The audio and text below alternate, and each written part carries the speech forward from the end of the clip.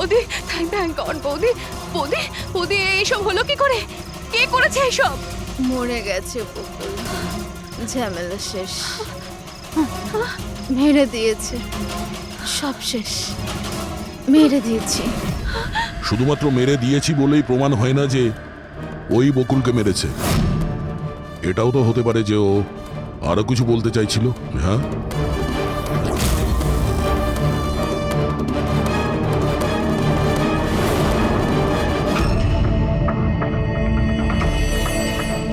একটা কথা বলো, বকুল যখন খুন হয় তখন তোমরা সবাই কোথায় ছিলে? কোথায় ছিলে তোমরা? আমি আর নিতিন তো এক বন্ধুর বিয়েতে খান্ডালা গিয়েছিলাম। কীর্তির ফোন এলো আর আমরা তাড়াতাড়ি চলে এলাম। আমার বিজনেস মিটিং ছিল হোটেল কিটসে। ওখানে একজন ক্লায়েন্টের সঙ্গে ডিনার ছিল। নিতিনের ফোন পাওয়া মাত্র আমি এখানে চলে আসি। আর আপনি কীর্তি, আপনি কোথায় ছিলেন? আমি তো বাইরে গেছিলাম। কীর্তি বাইরে গিয়েছিল, কাকাবাবু ক্লায়েন্টের সঙ্গে মিটিং এ ব্যস্ত ছিলেন, আর আপনারা দুজন খান্ডালা গিয়েছিলেন।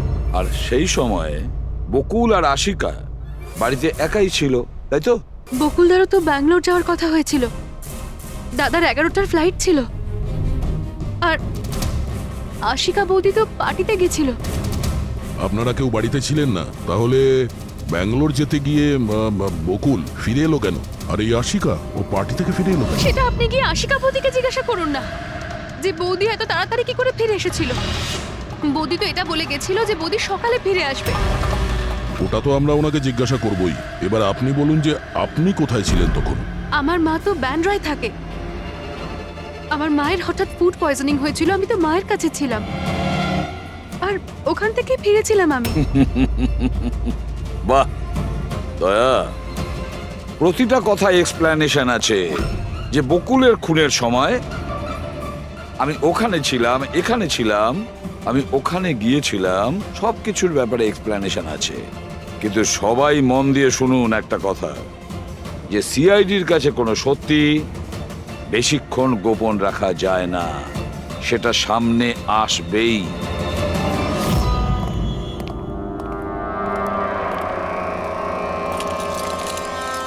হ্যাঁ, অভিজিৎ, পুরো বডির মধ্যে কাঁচের টুকরো গেঁথে ছিল। আরে হ্যাঁ স্যার, টেস্ট করেও দেখেছি স্যার। এখানে যে রক্তটা আছে সেটার কোথাও নেই স্যার। একটা কাজ করো, বাড়িটাকে খুব ভালো করে তল্লাশি করো, দেখো কিছু না কিছু প্রমাণ নিশ্চয়ই পাবে, তাই না?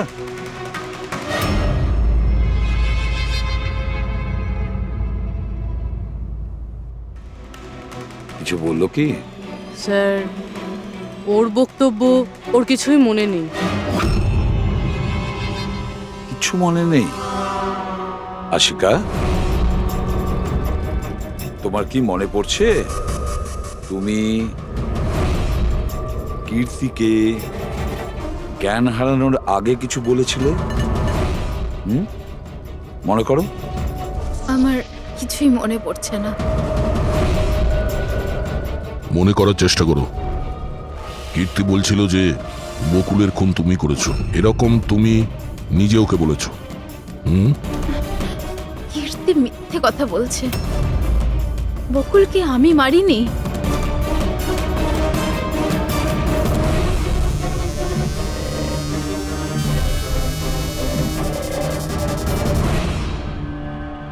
স্যার, এ আবার স্মৃতিশক্তি চলে যাওয়ার অ্যাক্টিং করছে না তো? হতে পারে, কারণ বকুল এখানে রক্তাক্ত অবস্থায় পড়ে রয়েছে আর ওর মাথায় সামান্য একটু আঘাত, ব্যাস অজ্ঞান হলো কি করে? সেটাই তো, এর থেকে সত্যিটা বের করতে হবে। কি করে করবেন স্যার?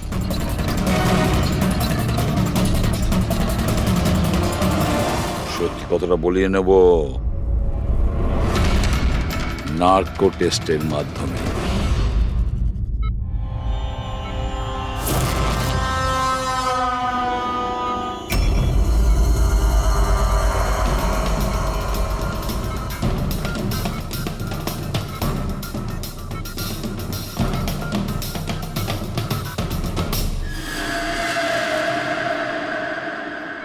18ই এপ্রিল রাতে যখন পার্টি থেকে বাড়িতে ফেরেন কি হয়েছিল? আমি বাড়িতে ঢুকলাম, বকুল চিৎকার করছে। তারপর কি হয়েছিল? তারপরে আমি ঘরে গেলাম দেখার জন্য। কি দেখলেন আপনি? আমি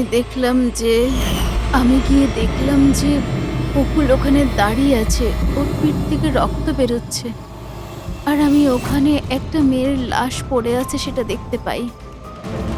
আমি খুব রেগে গেছিলাম, আর আমি ওখানে পড়ে থাকা একটা কাঁচের টুকরোকে উঠিয়ে নিলাম।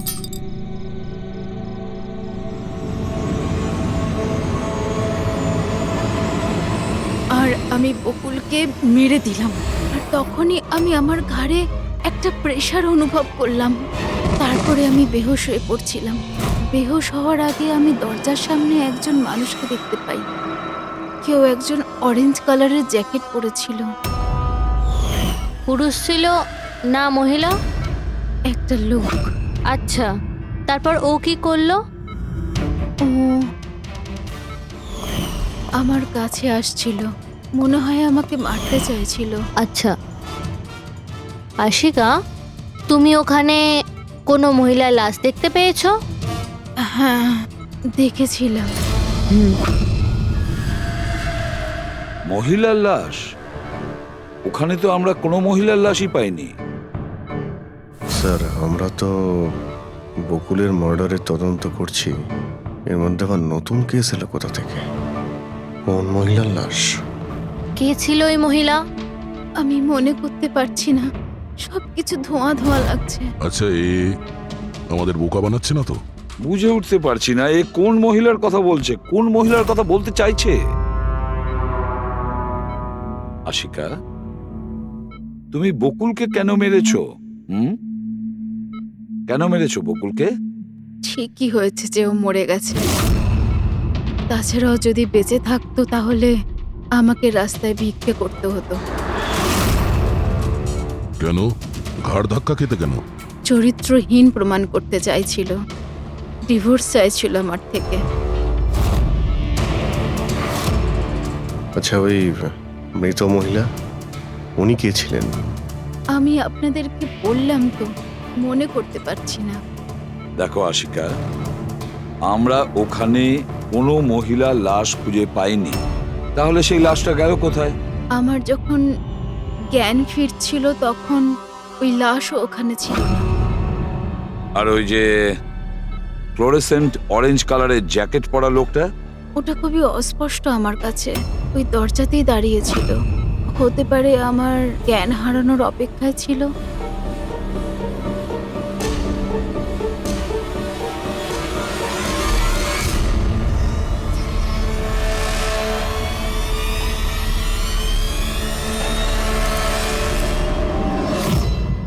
এখন আশিকা ওটাই বলছে যেটা ওর মনে হচ্ছে, কিন্তু টেস্টে আশিকা সবটা সত্যি বলেছে।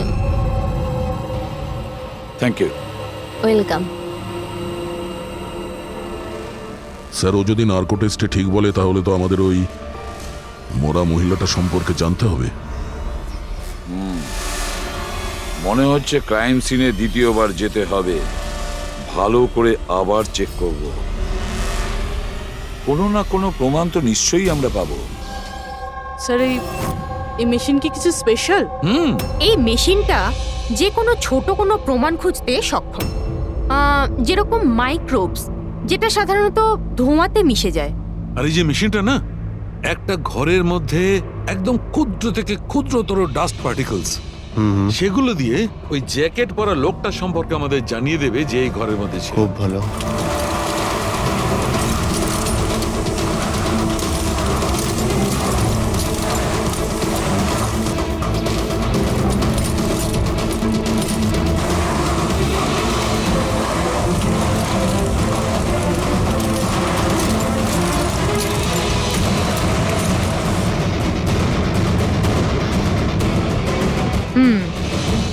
এই দেখুন,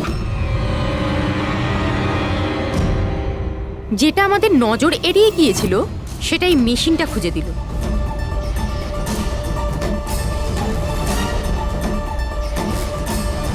এটা তো মনে হচ্ছে কারণ নখ। তাও আবার নেল পেন্ট লাগানো, ডেফিনেটলি কোনো মহিলারই। কিন্তু স্যার এখানে কিভাবে? হয়তো দৌড়োদৌড়ি হাতাহাতিতে কোনো জিনিসের সঙ্গে ধাক্কা লাগে আর নখটা পড়ে যায়। বাড়ির সবাইকে চেক করো তো, ওদের কারণ হয়তো।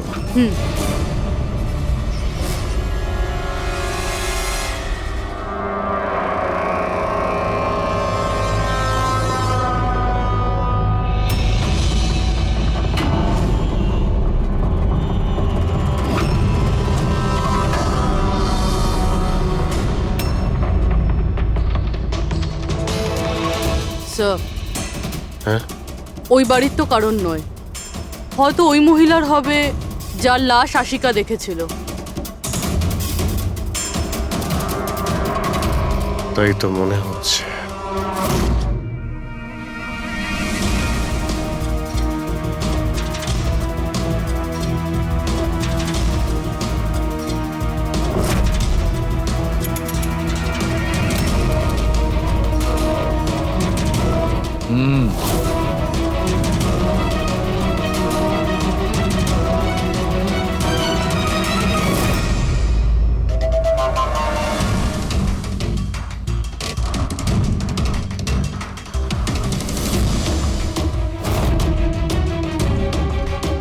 এই ব্যাপার সরকার। রাইট। জানতে পেরেছো এই নখ থেকে এটা কার? স্যার এই নখটা ডিএনএ কোনো ফ্যামিলি মেম্বারের সঙ্গে ম্যাচ করেনি। কিন্তু একটা কথা জানা গেছে বস, এই নখটা যারই হোক না কেন, ও একজন মহিলা আর তার বয়স 20 থেকে 25 বছর। 20 থেকে 25 বছরের মহিলা? আর একটা কথা, হ্যাঁ,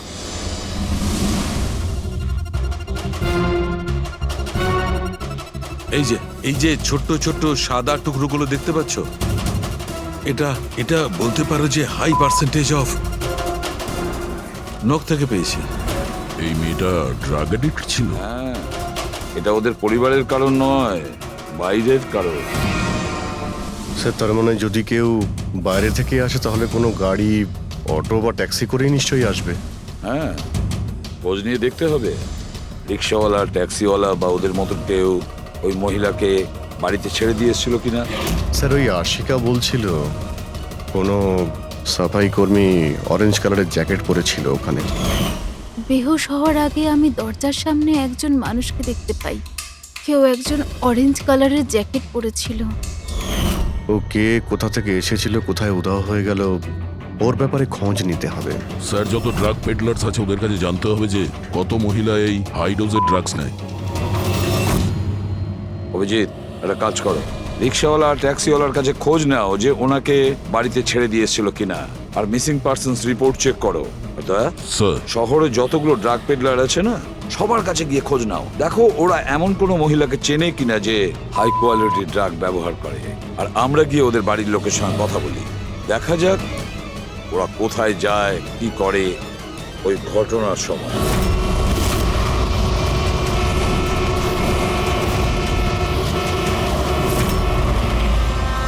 তোমাদের অ্যাসোসিয়েশন থেকে জানতে পেরেছি যে 10 তারিখ মানে পরশু রাতে তুমি শান্তিনিবাস বাংলোতে কোনো মেয়েকে ড্রপ করেছিলে। হ্যাঁ স্যার, ছেড়েছিলাম। তখন টাইম কত ছিল মনে আছে স্যার তোমার? প্রায় 1টা নাগাদ, ওই বাংলোতেই। স্যার ও নেশার ঘরে ছিল আর বারবার ওর স্বামীকে গালি দিচ্ছিল। আচ্ছা, হ্যাঁ স্যার।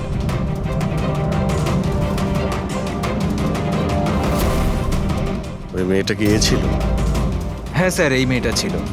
ওখানে বাংলোর আশেপাশে কোনো গন্ডগোল হয়েছিল কি? না স্যার, গন্ডগোল তো কিছু মনে হয়নি, সবকিছু নর্মালি ছিল। আর একটা গাড়ি দাঁড়িয়ে ছিল, একটা বাইক আর একটা গার্বেজ ভ্যানও ছিল।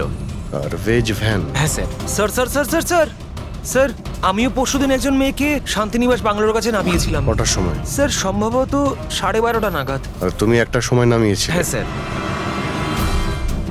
আচ্ছা দেখো তো সেটা কি এই মেয়েটা? না না স্যার, এই মেয়েটা তো নয়। তাহলে একে তুমি একটার সময় নামিয়েছিলে আর 12:30টার সময় যে মেয়েটাকে তুমি নামিয়েছিলে তাকে আবার দেখলে তুমি চিনতে পারবে? একদম স্যার, নিশ্চয়ই চিনে ফেলবো। গুড, চলো। তোমাদেরকে যে যে প্রশ্ন করব তার সঠিক উত্তর আমার চাই। যদি কেউ মিথ্যে বলো না তাহলে ভীষণ মুশকিলে পড়ে যাবে, বুঝেছো? স্যার মিথ্যে কথা বলে কেন নিজেদেরকে বিপদে ফেলবো? হ্যাঁ, তাহলে বলো, যেদিন বকুল খুন হয়েছিল সেদিন কি চেতন তোমার হোটেলে ছিল? হ্যাঁ স্যার, উনি হোটেলেই ছিলেন আর উনি সব সময় ক্লায়েন্টের সাথেই ছিলেন। উনি ক্লায়েন্টের সাথে ডিনারও করেছেন। আচ্ছা, ঠিক আছে, তোমাদের ক্লায়েন্টদের ডিটেলস চাই আমার, আর সেদিনের সিসিটিভি ফুটেজও। শিনা, কীর্তির মায়ের ফুড পয়জনিং কেন হয়েছিল? খাবারে কি মিশিয়েছিলে? আমি কিচ্ছু মেশাইনি। আন্টি তো বাইরে গেছিলেন। যখন তখন উনি ফিরে এসেছিলেন, ওনার শরীরটা ভালো ছিল না। স্যার নিতিন আর সিয়া দুজনে সারাদিন বিয়েতেই ছিল। জিজ্ঞেস করার আগে বলছো, মুখস্থ করে এসেছো নাকি? না ম্যাম, যেটা সত্যি সেটাই বলছি। 11টার সময় ফাংশন শেষ হয়ে গেছিল। এরপরে বাকি রইল নিতিন আর শিয়া। ওরা কোথায় গিয়েছিল? স্যার ওরা মনে হয় নিজেদের রুমে চলে গেছিল।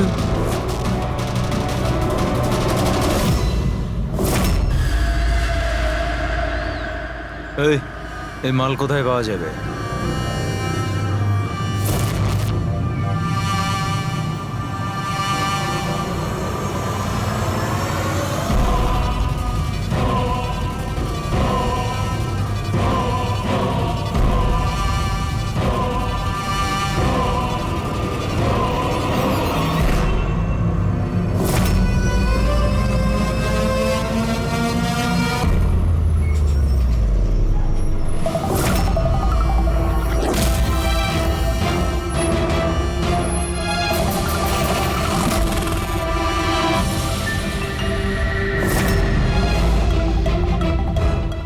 মাল চাই।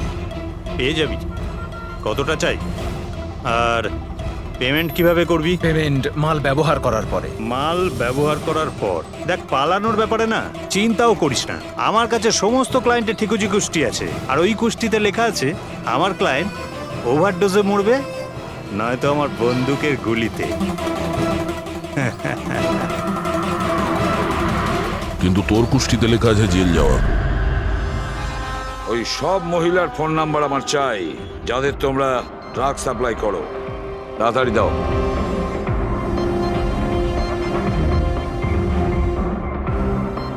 পুরবি, দেখো তো একটু কল করে এই সব নম্বরে। দেখো কেউ আবার উধাও হয়ে যায়নি তো।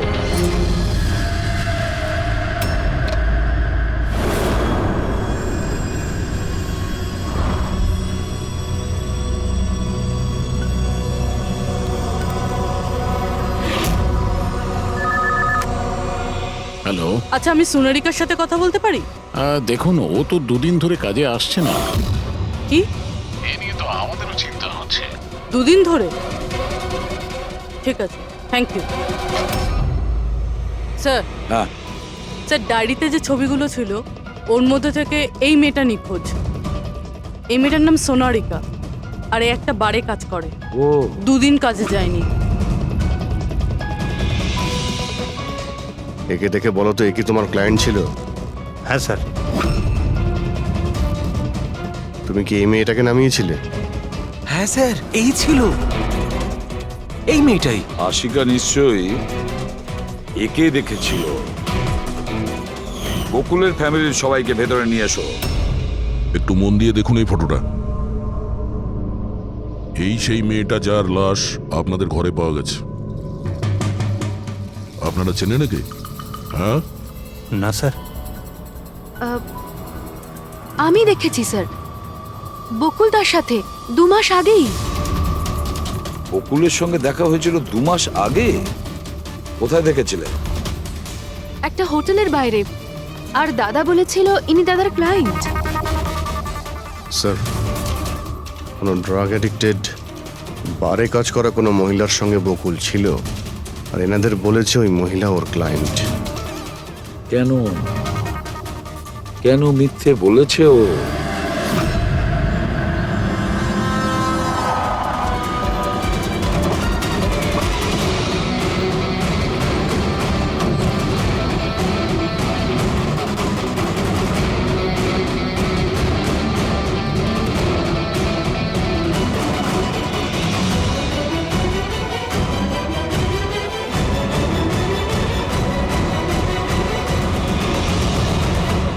আচ্ছা, সোনারিকা এখানেই কাজ করতো না? আগে হ্যাঁ, এখানেই কাজ করতো। আপনারা কে? সিআইডি। সোনারিকা খুন হয়ে গেছে। সে কি? এই জন্যই দুরাত্রির ধরেও কাজে আসছে না। হ্যাঁ, কিন্তু আমরাও লাশটা পাইনি। আর সাথে সাথে এর নাম বকুলেও খুন হয়েছে।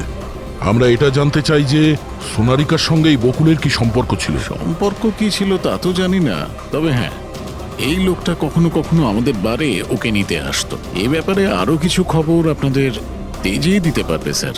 এই তেজিটাকে? স্যার, এই হলো তেজি। তেজি, সোনারিকা তোমার বন্ধু। এটা বলো যে এই লোকটার সঙ্গে সোনারিকার কি সম্পর্ক ছিল? স্যার, সোনারিকার সাথে বকুলের অ্যাফেয়ার চলছিল। বকুল ওর সমস্ত এক্সপেন্সিভ খরচগুলো দিত, কিন্তু ওর বকুলের বিরুদ্ধে সবসময় কোনো না কোনো অভিযোগ থাকতো। ঠিক কিরকম বলো তো? ওই তো, যেমন ধরুন,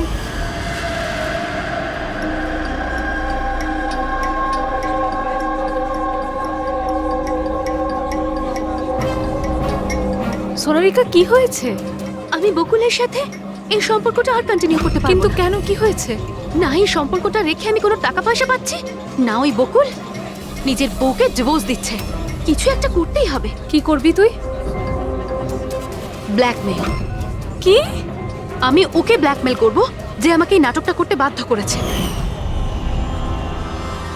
তাহলে কেউ সোনারিকাকে টাকা দিচ্ছিল বকুলের সাথে ভালোবাসার নাটক করার জন্য। মাস্টারমাইন্ড তাহলে অন্য কেউ? হ্যাঁ, আর ওই মাস্টার মাইন্ডই প্ল্যান করে এই সোনারিকা আর বকুলকে মেরে দিয়েছে। কিন্তু আশিকার ওখানে আসা প্ল্যানের মধ্যে ছিল না। বুঝে উঠতে পারছি না যে এই বকুল নিজের ফ্লাইট ছেড়ে বাড়ি কেন ফিরে আসলো। আর স্যার, খুনি যদি বকুলের গার্লফ্রেন্ডকে মারতেই চেয়েছিল তাহলে অন্য কোথাও মারতে পারতো, বাড়িতেই কেন মারতে গেল? হতে পারে খুনি প্রথম থেকেই জানতো যে বকুলের বাড়িতে কেউ নেই, সেই কারণেও মিথ্যে কথা বলে সোনারিকাকে ওখানে ডেকেছে। আর সেই সময় বকুল আর আশিকা ওখানে পৌঁছে গেছে। এটা হতে পারে, কিন্তু স্যার, লাশটাকে ঘরের বাইরে কোথায় নিয়ে যেতে পারে আর কিভাবে? কারণ বকুলের বাড়ির সমস্ত গাড়ি তো আগে থেকেই বাইরে ছিল। উনি যদি চাইতো তাহলে লাশটাকে টুকরো করে সুটকেসে নিয়ে যেতে পারতো, বা লাশটাকে টুকরো করে প্লাস্টিকে ভরে ডাস্টবিনেও ফেলে দিতে পারতো। ওই যে ডাস্টবিনগুলো আছে না বাইরে। হ্যাঁ স্যার। একটা গাড়ি দাঁড়িয়েছিল, একটা বাইক, একটা গার্বেজ ভ্যানও ছিল। কি? রাত্রি 1টার সময়? রাত্রি 1টার সময় বাংলোর বাইরে ময়লার গাড়ি দাঁড়িয়ে ছিল? তার মানে স্যার এই খুনটা প্ল্যান করা ছিল। খুনি গার্বেজ ভ্যান নিয়ে এসেছিল লাশটাকে সরিয়ে ফেলার জন্য। আর স্যার, এই ফ্লুরোসেন্ট অরেঞ্জ কাপড় গার্বেজ ভ্যানের লোকেরাই তো পরে। স্যার, হ্যাঁ, চেতন যেই কোম্পানির বিজনেস ডিনারে গিয়েছিল, এই নামে কোনো কোম্পানিই নেই। আমার বিজনেস মিটিং ছিল হোটেল কিডসে। আর কীর্তির মা বাইরের কিছুই খায়নি। আমার মা ব্যান্ড্রয় থাকেন। মায়ের হঠাৎ করে ফুড পয়জনিং হয়েছিল, আমি তাই মায়ের কাছে আবার একবার ফুড পয়জন হোক কেমন? ঠিক আছে, এটাও জানা দরকার যে যে রাতে বকুল আর ওই মেয়েটা খুন হয়েছে, ওই রাতে খান্ডালা থেকে কোনো ট্যাক্সি বা প্রাইভেট কার বাংলোতে এসেছে।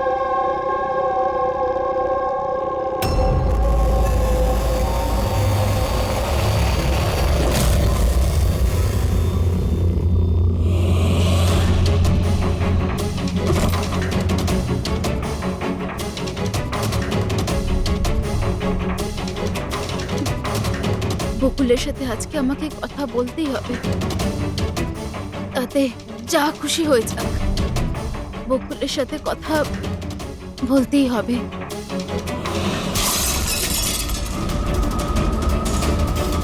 বাড়িতে তো কেউ নেই, তাহলে এই আওয়াজ কিসের?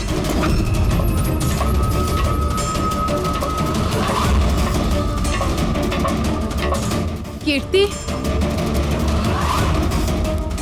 বকুল, কেউ কিছু বলছে না কেন?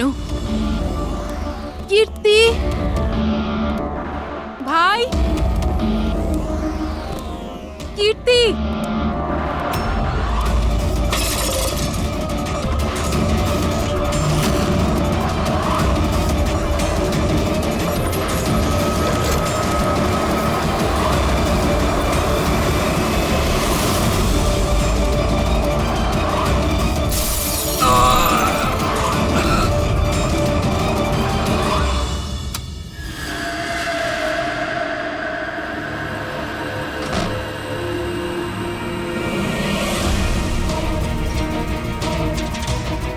দাদার সুটকেস?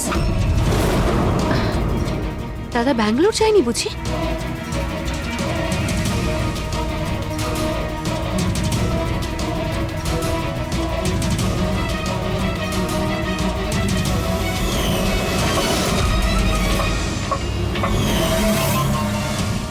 বৌদিও ফিরে চলে এসেছে।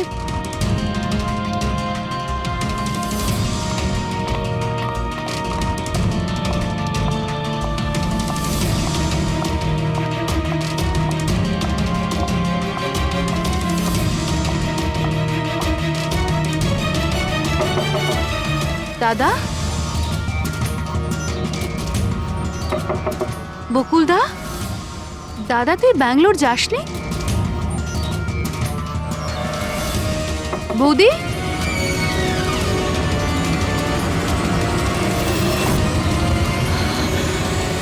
দাদা! দেখো কীর্তি, এটা খুনের ব্যাপার। আরো একবার ভেবে নাও, তুমি যে কথাগুলো বলছো সেগুলো সত্যি?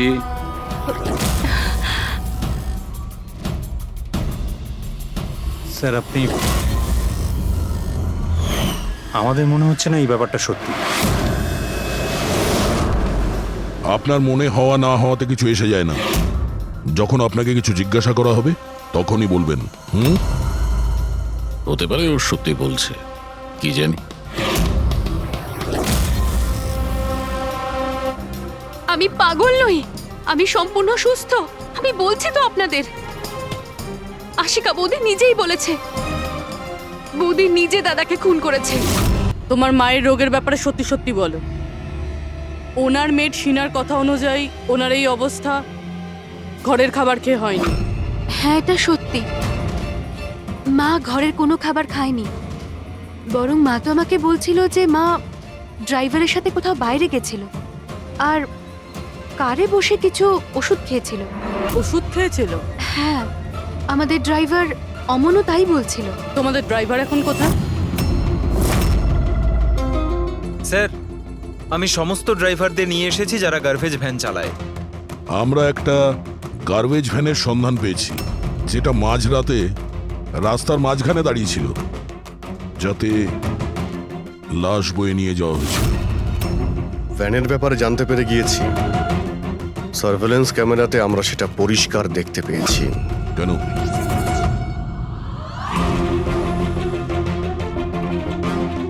তুমি না ওই ভ্যানের ড্রাইভার? না না স্যার, আমি কিছুই জানি না। আমার ভাই নিয়ে গেছিল এই ভ্যানটাকে, আর এবারে ও সেটাকে কোথায় নিয়ে গেছিল, কেন নিয়ে গেছিল, আমাকে কিছুই বলেনি ও স্যার। ফোন করো কে? হ্যাঁ স্যার।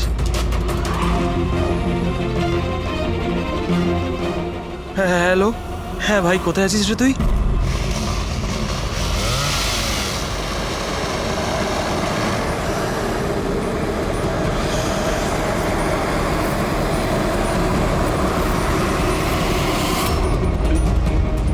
কি ভাই, কেমন আছেন?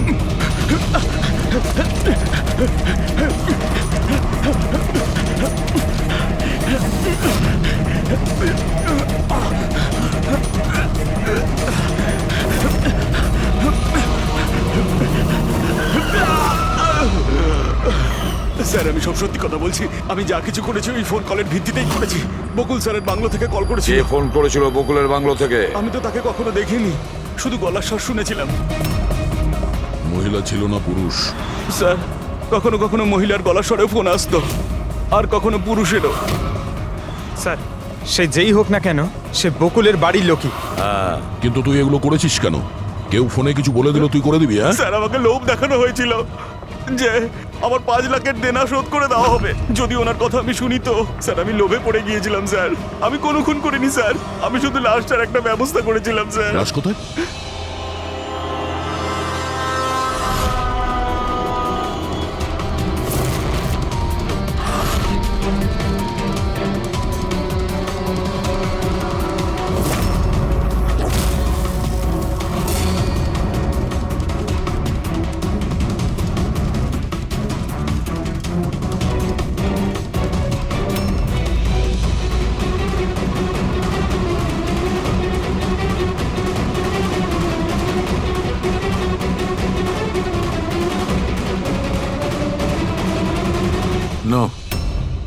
এই মেয়েটার গলা টেপা হয়েছে আর তাতেই ওর মৃত্যু হয়েছে। এই জন্য এর খুনের কোনো চিহ্ন খুঁজে পাওয়া যায়নি ক্রাইম সিন থেকে। আর এর পায়ের বুড়ো আঙ্গুলের নখটাও ভাঙা রয়েছে।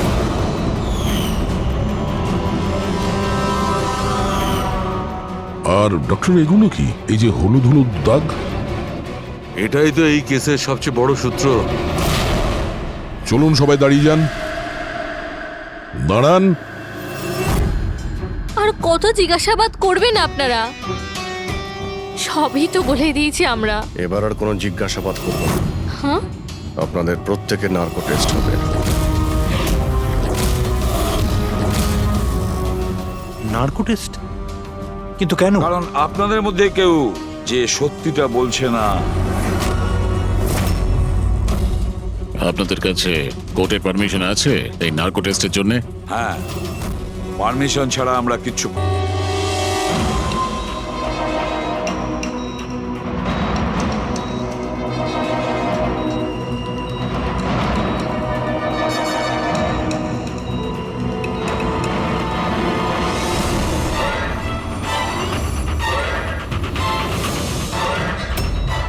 ঘুম আসছে? যা আমি আপনাকে বলবো তার সঠিক সঠিক উত্তর দেবেন, ঠিক আছে? সোনারিকাকে আপনি চেনেন? হ্যাঁ বকুলের যে অ্যাফেয়ার ছিল ওর সাথে, এটাও জানতেন আপনি? হ্যাঁ, আমার দুজনকেই সন্দেহ হতো। তাহলে আশিকাই কি ওকে খুন করেছে? আশিকা তো সোনালিকাকে চিনতই না, তাহলে খুন কি করে করবে?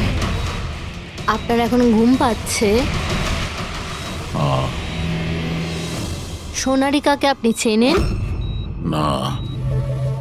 বকুলের সাথে সোনারিকার অ্যাফেয়ার আছে, এটা কি আপনি জানেন? না। তাহলে আশিকাই কি ওকে খুন করেছে?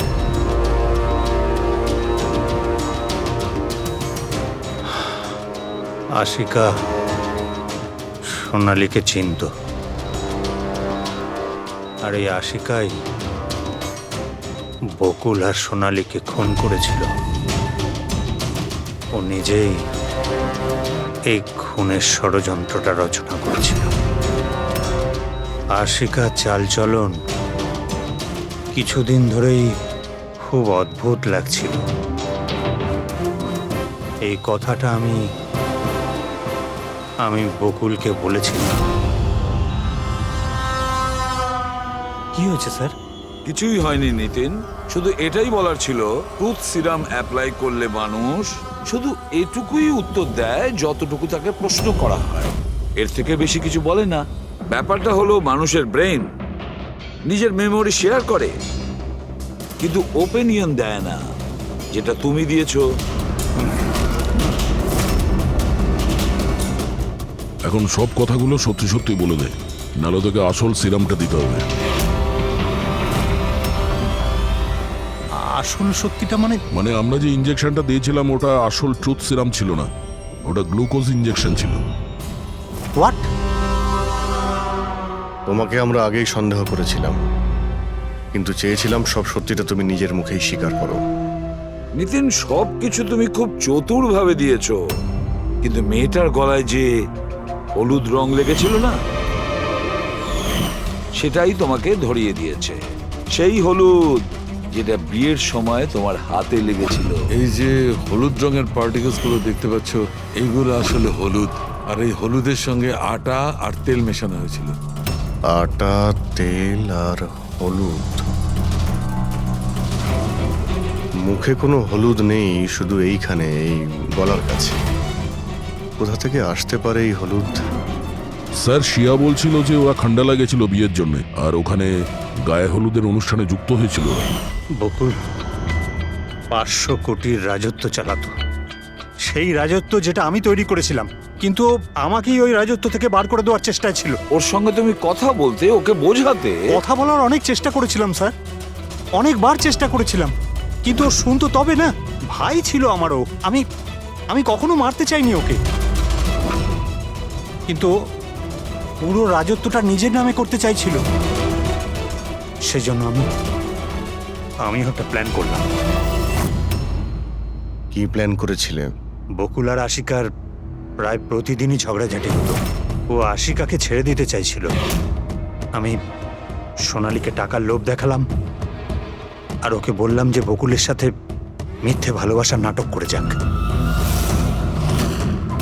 আর একদিন সময় হলে ওকে বিয়েও করে নিক। আসলে আমি এই সোনালীর মাধ্যমেই আমার হারানো রাজত্ব ফিরে পেতে চাইছিলাম। কিন্তু ওকে কেন মেরে দিলে? ও তো তোমার সঙ্গই দিচ্ছিল। সেটা প্রথমে স্যার, কিন্তু পরেও আমাকে ব্ল্যাকমেইল করা শুরু করলো। আর সেই জন্যই তুমি মেয়েটিকে কায়দা করে বাড়িতে ডেকে নিয়েছো। হ্যাঁ স্যার, সেই রাতে আমি এমন সিচুয়েশন ক্রিয়েট করলাম যাতে কি সমস্ত লোক বাড়ির বাইরে থাকে। আমিও ওয়াইফকে নিয়ে খান্ডালা চলে গেলাম। আর যেই আমার ওয়াইফ ওষুধ খেয়ে শুয়ে পড়লো, আমি সঙ্গে সঙ্গে ট্যাক্সি নিয়ে এখানে চলে এলাম আর আমনকেও ডেকে নিলাম। সোনালীর ঘরে পৌঁছতেই দেখো সোনালী, আমার কথাটা বোঝার চেষ্টা করো। যদি এই মাঝপথে তুমি আমার সঙ্গটা ছেড়ে দাও তো আমার পুরো প্ল্যানটা বানচাল হয়ে যাবে। হয়ে যাক তোমার সব প্ল্যান বানচাল, আমার কিচ্ছু যায় আসে না তাতে। আর এমনিতেও ওই বকুলের প্রতি আমার কোনো ইন্টারেস্ট নেই। আমি ওকে ভালোবাসি না আর ওকে বিয়েও করতে চাই না।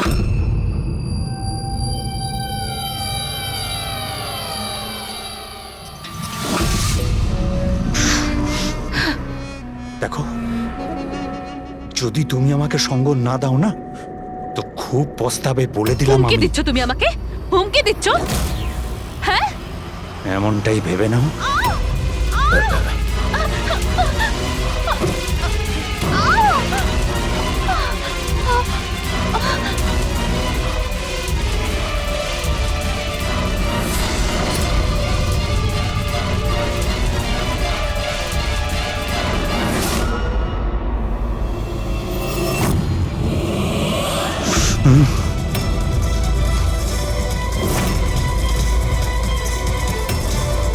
দাদা, বকুল, এটা কি করলে তুমি? না না, এই সোনালী আমাকে ফাঁসানোর চেষ্টা সোনালী, করছে। আমি পুলিশকে ফোন করব। আমি এক্ষুনি ফোন করছি। বকুল!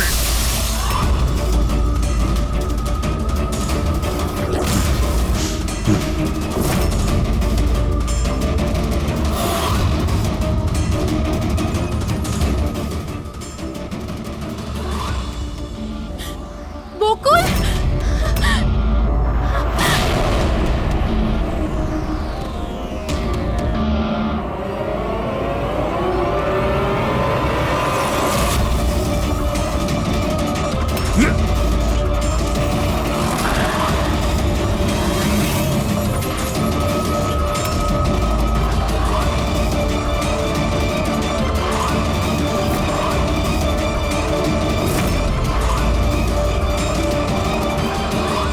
আমি অমনকে ফোনে প্রথমেই বলে দিয়েছিলাম সোনালীর লাশটা একেবারে সরিয়ে ফেলতে, আর ও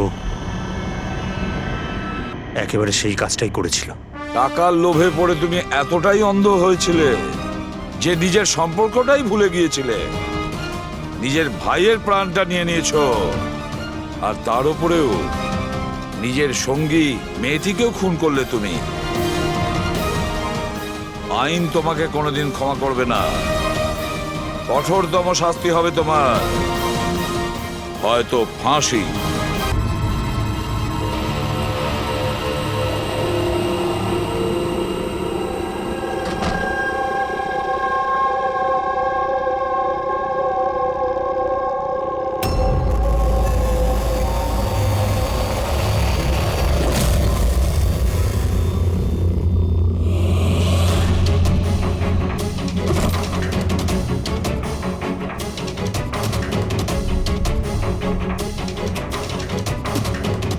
বকুলের সাথে আজকে আমাকে কথা বলতেই হবে। তাতে যা খুশি হয়ে যাক, বকুলের সাথে কথা বলতেই হবে।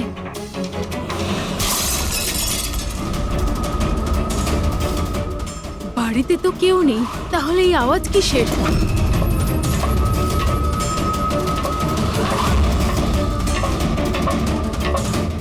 কীর্তি,